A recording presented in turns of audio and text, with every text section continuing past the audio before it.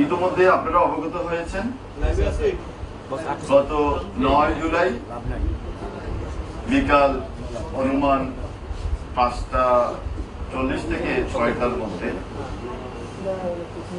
কোতোয়ালি থানাধীন sir Salimullah medical college বা Mitford hospital, যাকে আপনারা চিনেন, 3 নম্বর গেটে তার সংলগ্ন এলাকায় একটি হত্যাকাণ্ড সংঘটিত হয়েছে। এই হত্যাকাণ্ডটি সংঘটিত হয়েছে অনেক লোক একত্রিত হয়ে একজন লোককে বিভিন্নভাবে আঘাত করে হত্যা করেছে। এগুলোর বিভিন্ন ফুটেজ ইতিমধ্যে আপনারা সোশ্যাল মিডিয়া থেকে শুরু করে বিভিন্ন জায়গায় আপনারা দেখেছেন। তো এই ঘটনা ঘটার সাথে সাথেই ঘটনাস্থলে পুলিশ উপস্থিত হয় এবং ঘটনা নিয়ন্ত্রণ নেয় এবং ঘটনা সংঘটিত হওয়ার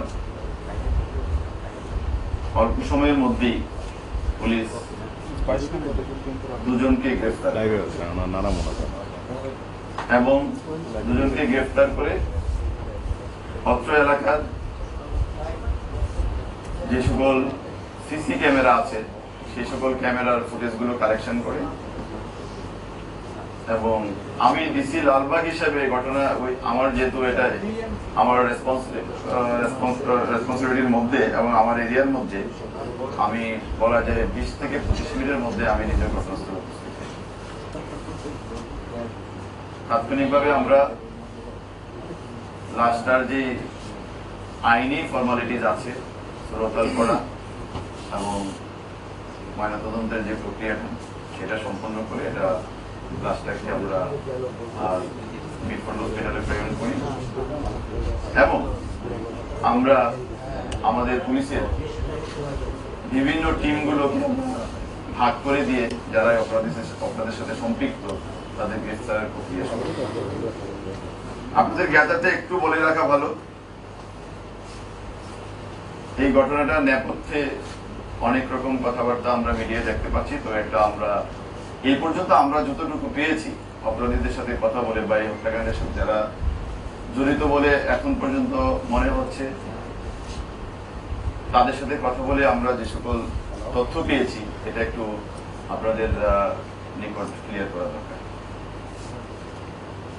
আমরা যতটুকু জেনেছি ওখানে ভাঙ্গারি ব্যবসা, অর্থাৎ আপনারা জানেন বিভিন্ন স্ক্র্যাপ জাতীয় মালামাল ওই এলাকায় এই ব্যবসাটা খুব প্রচলিত এবং ওখানকার একটা দোকান আছে, ওই দোকানটাতে কারা ব্যবসা করবে এই ব্যবসাটা নিয়ে একটা দ্বন্দ্ব কাজ করছিল। আমরা এতটুকু জানতে পেরেছি উনি হত্যাকাণ্ডের শিকার হয়েছেন এবং যাদেরকে ধারণা করা হচ্ছে হত্যাকাণ্ডের সাথে জড়িত তারা পরস্পর সম্পর্কিত এবং ব্যবসাটা তারা একসাথে কিছুদিন করেছে।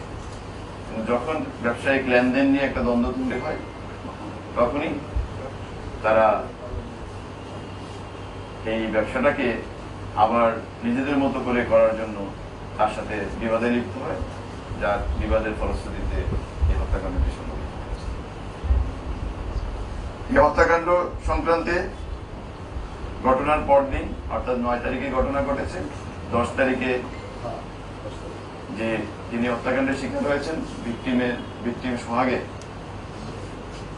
বোন কোতোয়ালি থানায় বাদী হয়ে একটি মামলা দায়ের করে, যার মামলা নম্বর 7/10 জুলাই এবং এটা হত্যা মামলা সংক্রান্তে ঘটনা সংক্রান্তে যে সকল ধারা আছে বাংলাদেশ দণ্ডবিধির সেই সকল ধারা অর্থাৎ 302, 34 এই ধারায় এই মামলাটি সংঘটিত হয়েছে বা দায়ের করা হয়েছে।